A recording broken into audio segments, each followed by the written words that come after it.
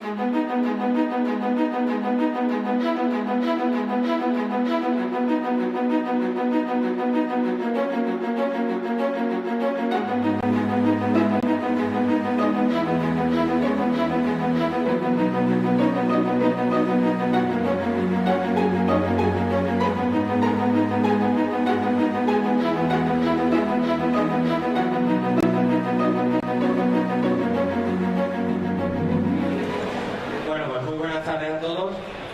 nombre es Domingo Elis Martín, yo formo parte de la empresa Jamones Elis.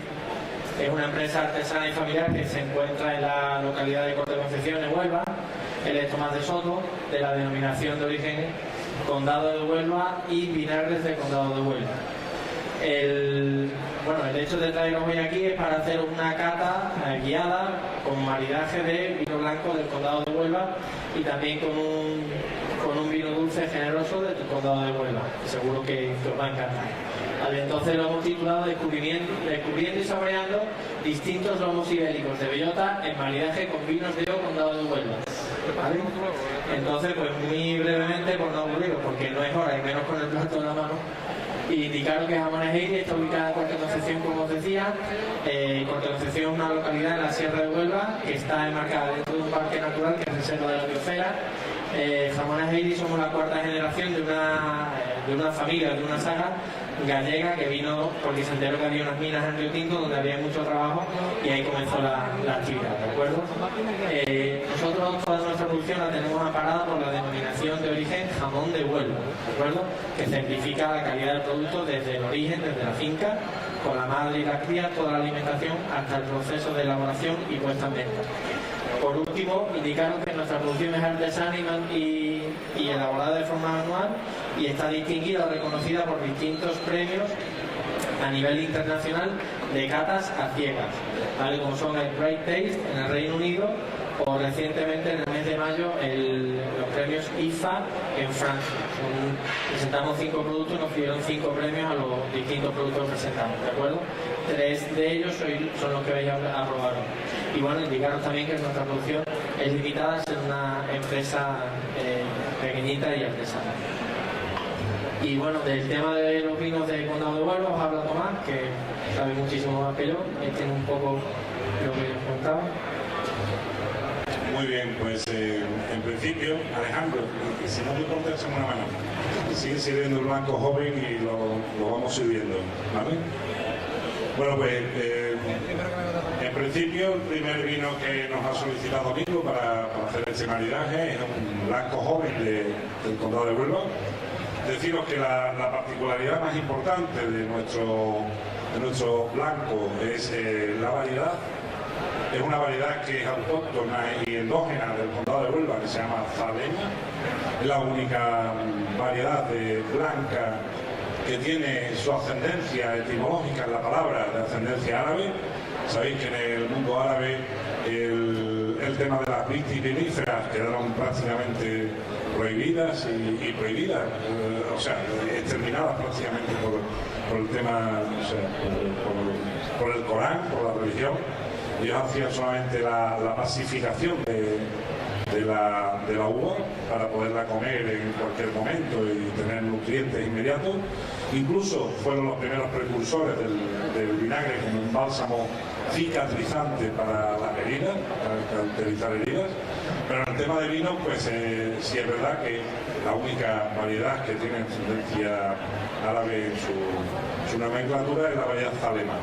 Esta variedad es una variedad principal en el Condado de Huelva, es una variedad que no tiene mucha acidez de por sí, expresada en tartárico, sí. Con lo cual, pues nos vemos obligados a hacer una selección de fruto con una vendimia anticipada. Nosotros vamos haciendo unas curvas de maduración donde vamos permanentemente desde el empero. El empero es cuando la viña se pone un puntito como, digamos, una bolita verde, que es cuando ya empieza ya a verse un poco el fruto que vamos a obtener. Empezamos a hacer una serie de muestreos en el campo, siempre en la misma finca, con la misma técnica de muestreo, donde vamos obteniendo la acidez y el azúcar de esa muestra. Lo vais a entender muy rápidamente. Cuando un melón está verde, está ácido, no está dulce.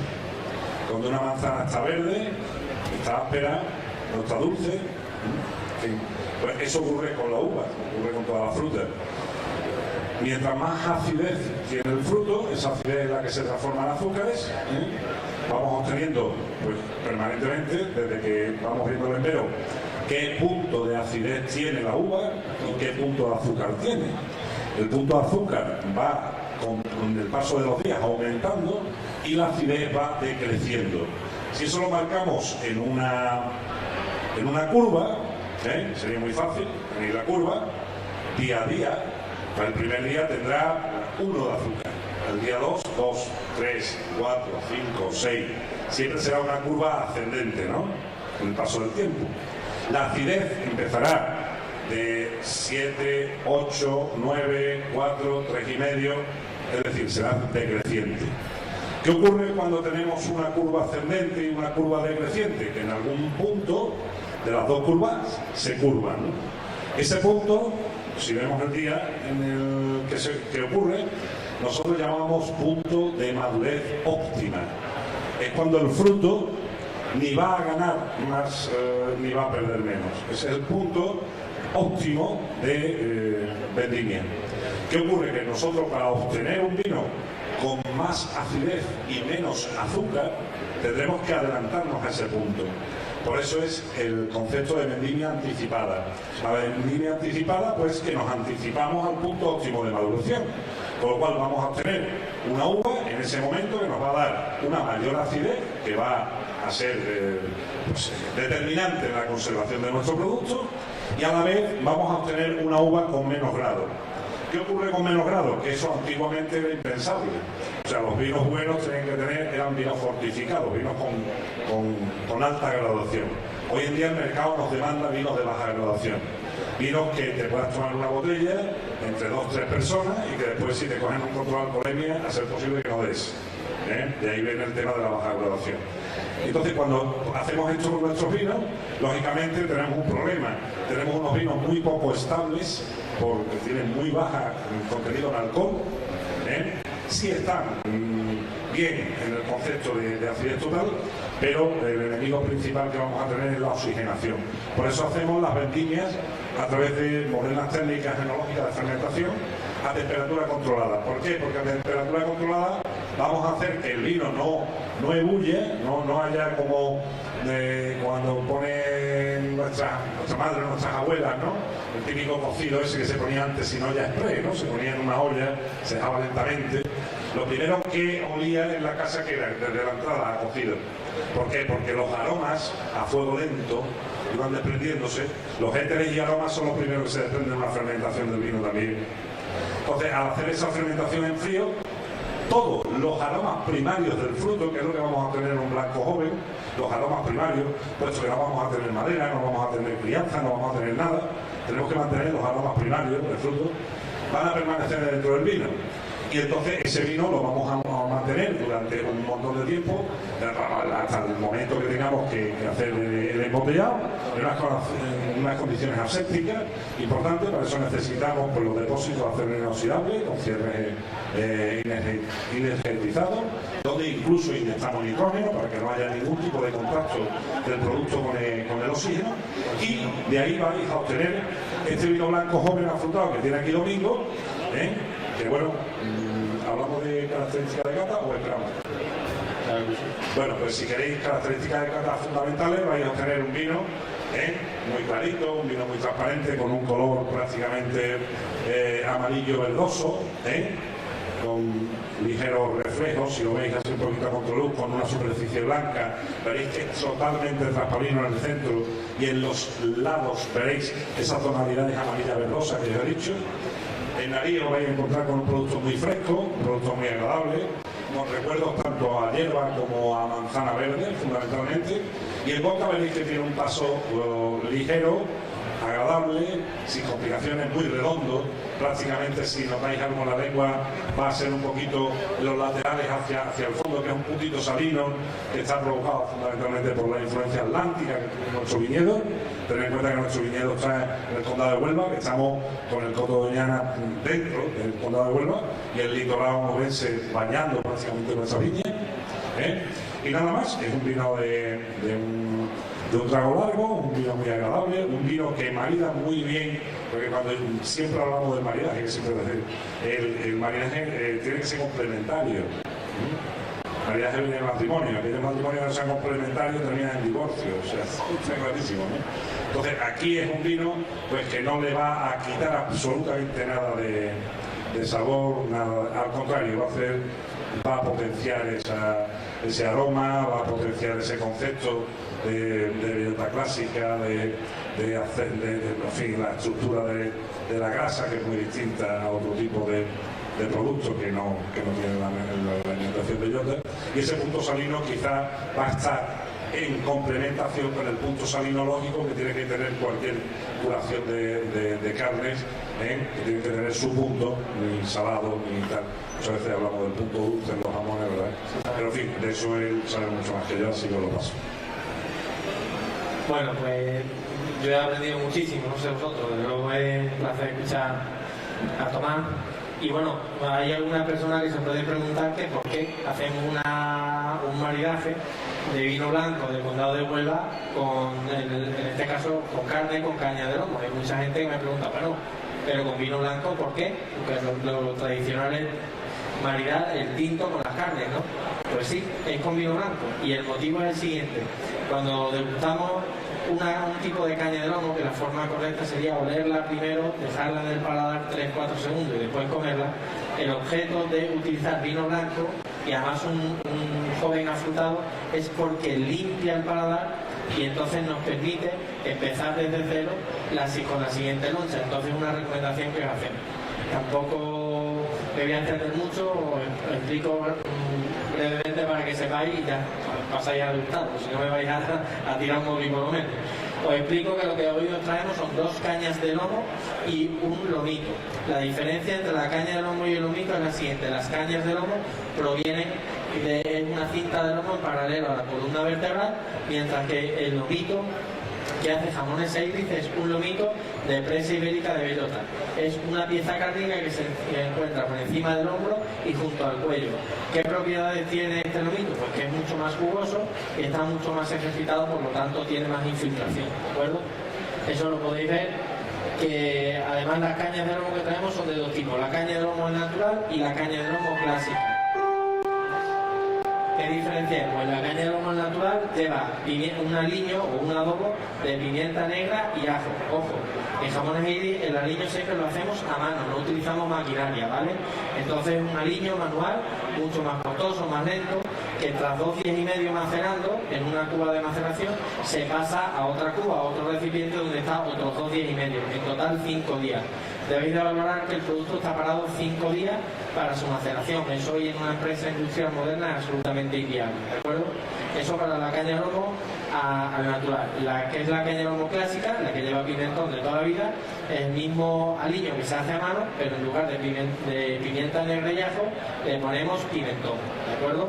Se deja otros 2 días y medio macerando, a los 2 días y medio le damos la vuelta a otra cuba y en total tenemos 5 días de maceración, ¿de acuerdo? Por el contrario, el lomito ya lo veis que tiene, fijaros con la infiltración que tiene los lomos en las fotos de la derecha, ¿de acuerdo? Y el lomito, si os dais cuenta, tiene mucha más infiltración, mucha más beta, ¿de acuerdo? Y es porque es un músculo distinto y está mucho más ejercitado, ¿vale? En el caso del lomito, pues lleva el mismo aliño que la caña de lomo clásica, ¿de acuerdo? Lleva bastante, bueno, principalmente pimentón y una base de orégano. ¿Qué más comentar? Bueno, básicamente lo que os decía antes, que el componente de la caña de la cata son las cañas. Los picos que hemos puesto son unos picos de aracena neutros. No hemos querido traer unos picos que tuvieran ajonjolí o cualquier otro componente que alterara el sabor original, ¿vale? Entonces, y ya no me enrollo más, de describiros la cata. Tenéis 6 lonchas que van en parejas de 2 o en pareja, y entonces el proceso es el siguiente. Debéis de coger primero la loncha que es más clara, que es la caña de lomo al natural, olerla, dejarla en el paladar 3-4 segundos y después masticarla. ¿Por qué olerla? Porque al olerla tenéis o incrementáis la capacidad de percibir más aroma y entonces os va a dar también más retrogusto y vais a percibir, vais a disfrutar más el producto, ¿de acuerdo? Cuando acabéis esa loncha, pues podéis dar un pequeño bocado al pico, beber un poquito de vino blanco, os limpia y pasaríamos al segundo producto, que es una segunda caña de lomo, que es la clásica, que lleva pimentón.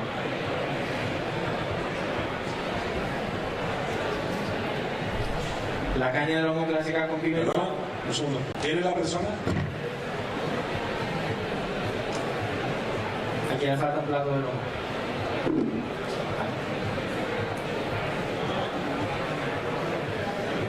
El orden de la cata, ahí atrás, si te quedan platos, ahí atrás también tenemos. El orden de la cata lo estamos haciendo ascendente, es decir, si probáramos primero lo que lleva pimentón, el pimentón nos taparía las papilas gustativas, por lo tanto no percibiríais igualmente el resto del producto. Entonces lo vamos haciendo en orden ascendente en intensidad y en sabor, ¿vale? En la segunda muestra probaríais la caña de lomo clásica, que lleva pimentón, ¿vale? Y tiene un poquito menos de infiltración del lomito, y la misma operación, un poquito de pan y un poquito de vino blanco, que es la recomendación que os damos. Si queréis dejar la última loncha, y lo que hacemos es que damos un golpe más de efecto todavía con un vino generoso del condado de Huelva, que ahora explica Tomás. Vale, yo no sé si ya habéis acabado todo o todavía nos queda un poco el lomito. Sí, quedaron con una tapita para el... Yo sé que la hora es indecente total, yo lo sé. Esto más que una cata es una muestra de coraje. Sí, no, lo de que baje un poco el aire, por favor. Sí. Pero hasta los pies,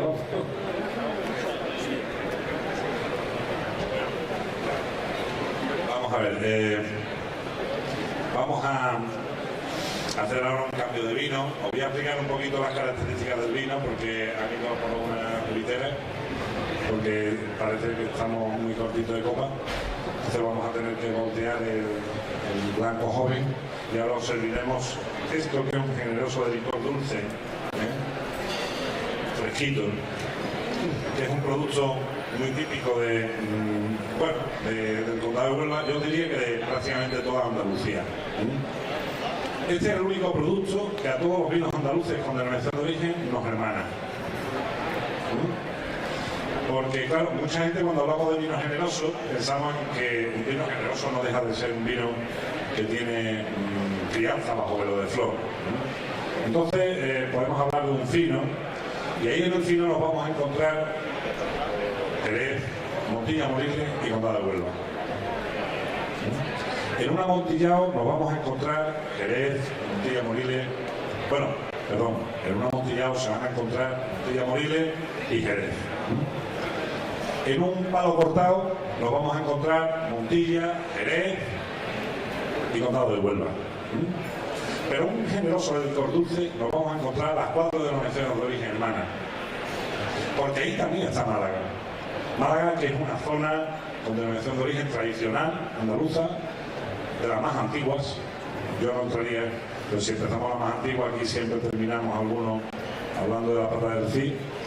Pero sí, efectivamente, estamos hablando de productos de una alta calidad. Estamos hablando de unos productos donde pues nosotros lo que cogemos es una vendimia. En el caso anterior, si recordáis, hablábamos de una vendimia anticipada para obtener menor alcohol, mayor acidez, ¿no? Bueno, pues imaginaros que en esta curva, la curva que os comentaba antes del dulce que sube, del ácido que baja, punto de maduración óptimo es cuando se cortan ambas curvas. ¿Qué ocurre si dejamos sin coger la uva? Que va a seguir bajando la acidez y va a seguir subiendo el azúcar. ¿Sabéis por qué? Pues porque el azúcar, una vez que la fruta ha madurado, también ocurre con el melón. Si se nos pasa un melón, cuando un melón se pasa, está muy dulce, muy dulce, muy dulce, pero pasado, guachi. Incluso empieza ya a tener unos puntitos de fermentación, ya no está volviendo del azúcar ácido. Eso sería otra historia, sería la historia de los vinagres que hoy no nos toca. ¿De acuerdo? ¿Qué ocurre si nosotros dejamos la uva en el campo un poquito sin recoger? Porque vamos a tener una uva que se va a ir pacificando. Si la dejáramos seca, es decir, si dejáramos que esa uva perdiera toda el agua que contiene, obtendríamos una pasa. Una pasa que es un grano de uva sin agua, con muy poca agua, muy dulce. ¿Por qué? Porque todo el contenido en azúcar lo tiene la pasa.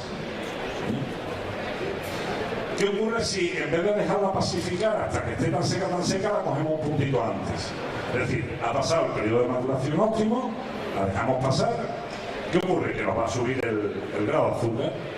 Imaginaros que nosotros esperamos aproximadamente a tener un grado de azúcar en torno a los 29 grados de Beaumet. Y os explico por qué 24 grados de Beaumet. Porque cuando tengamos 24 grados de Beaumet vamos a tener un líquido. Vamos a necesitar muchos más kilos de uva para hacer un litro de mosto, puesto que la uva ha perdido agua, entonces necesitamos más cantidad para producir un litro, pero ese mosto va a tener 29 grados de Beaumet. 29 grados de Beaumet, que como mucho en el proceso de fermentación, por levaduras naturales en bodega, en el momento que estamos haciendo la fermentación de los conos y de los depósitos, incluso de los bocolles, vamos a obtener como mucho una transformación de alcohol del 15%. Es decir, los 15 grados de azúcar se van a transformar en 15% de volumen. Lo que llamamos antes 15 grados, que ahora se llama grado de porcentaje sobre volumen. Esos 15 grados de alcohol los vamos a obtener de ese azúcar natural de la uva. Pero ¿qué ocurre con los 10 grados hasta los 29 que nos quedan en la uva? Pues que va a estar el vino dulce. ¿Ok? ¿Estáis entendiendo cómo se hace un vino dulce andaluz? Importante. No tiene nada que ver con nuestro vino dulce. No tiene nada que ver con una mixtura, en la cual cogemos un mosto de uva y antes que empieza a fermentar, ¡pum!, le metemos 15 grados de alcohol. La cortamos. No, eso es otra historia. No estamos hablando de los tocais, que son quizás tocais o sauternes, son los vinos más famosos, en blancos, en dulce. Podríamos hablar de los oportos, tintos. El oporto sí es más parecido a nuestro sistema, pero los otros no. Los otros están producidos por una bacteria, que es la Botrytis cinerea, que es la que produce esa particularidad de esos vinos. Aquí no, aquí nos vamos a quedar con un dulce natural, pacificado, un poquito pasas, que es lo que le vamos a encontrar al vino. Ese mosto lo metemos después en un proceso de criadera solera, donde a través de los años va a ir tirando de color. Va a pasar de ese blanco que estáis tomando ahora mismo al amarillo oro que tiene el fino, a ese amarillo pajizo que tienen los amontillados con tonos caobas. Va a pasar incluso a los tonos de los olorosos, que son ya caobas, y van a entrar en el tema de los caobas oscuros. Sencillamente por un proceso de oxidación, que es la crianza al igual. Una crianza oxidativa, pero biológica. ¿Biológica por qué? Porque lo normal que ocurriría con un lomito, que es el caso que vais a degustar ahora, ¿no?, con este producto, lo normal sería que al contacto con el aire se pudriera la carne, no es normal. Quizás lo estoy viendo un poquito más complicado porque en el tema del lomo tenemos que contar con una tripa, donde está embuchado, pero pensad lo que es un jamón. Que muchas veces lo he dicho, ¿no?, cuando hemos hecho catas con jamones. Un jamón en dos palabras. En dos palabras. Explicación de un jamón en dos palabras. Un milagro. Tú coges la pata de un bicho muerto, la recortas, le das un poquitito de sal, la cuelgas en una puntilla y te vas, después de 2 años, metes el cuchillo y dices, coño, ¿qué ha pasado? Si lo normal es que un bicho muerto, tú cuelgas la pata y huele que no veas, ¿no? ¿Huele o no huele? Huele un gato, pasas a 500 metros y dices, ¿qué hacemos con un bicho?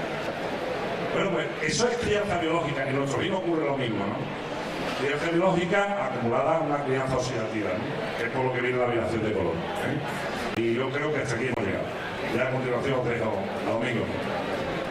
Pues nada más, la última pieza que os quedaría por degustar sería el lomito, que de aspecto externo es más oscuro que los dos anteriores, tiene más infiltración porque es un músculo distinto y bueno, es de un sabor más intenso, por eso el comerlo el último de los tres que os hemos servido, ¿vale? La idea es que para que notéis un poco más el contraste, pues se pone con este vino que marida perfectamente o combina estupendamente y bueno, la verdad es que choca un poco que un producto salado vaya con unos dulces, pero la verdad es que enlazan perfectamente, es un poco la idea o el milagro en realidad que os decía Tomás, ¿no? Son productos que llevan una vida muy parejo en cuanto a que son naturales, llevan un proceso de maduración oxidativo natural y bueno, en la Sierra de Huelva exactamente igual que os comentaba él, el punto de astringencia, de sabor que tienen los productos ibéricos es muy particular, muy característico de la zona, en el sentido de que la distancia con el océano Atlántico en línea recta es menos de 60 kilómetros y cuando vienen los vientos marinos, pues la primera zona más que montañosa, dijéramos de sierra con la que topan en España, es con la Sierra de Huelva. Al curar con ventanas abiertas, pues el producto asimila ese punto de sal característico o diferenciador de otras zonas, como pudiéramos entender Guijuelo, por ejemplo, en Salamanca. No estamos diciendo que el de Huelva sea mejor producto que el de Salamanca, no estamos diciendo eso. Estamos diciendo que por las condiciones medioambientales y climáticas, pues cada una aporta a las piezas un punto de sabor, de paladar distinto, ¿de acuerdo? Y bueno, pues nada, entre la última caña no queda la clásica con el lomito, un poquito de este vino generoso y ya por último haríamos con el lomito la misma operación, lo olemos un poquito, lo dejamos en el paladar 3-4 segundos, que todavía le quede y lo disfrutamos en el paladar, veréis que es más intenso que los otros dos. Y por mi parte nada más, agradecer muchísimo a Tomás, que a mí me ha dado una lección de presentación y de cata, como podéis haber podido comprobar, que es un placer su disposición y su amabilidad siempre, porque a nivel internacional, y no me quedo corto, están siempre a disposición, que es un placer encontrarse personas como él en Alemania y en otras partes del mundo. Agradecer vuestra paciencia, sobre todo en esta hora, que era un poco indecente para poner la cata, pero hemos intentado hacerlo lo mejor posible. Y que si alguno no habéis probado suficiente el producto o no habéis quedado conforme, pues justo enfrente tenemos un stand de jamones e Iris en la parte de la primera planta, ¿de acuerdo? Y bueno, a vuestra disposición por si queréis también probar el jamón o cualquier otro producto. Muchísimas gracias por venir y muy amable.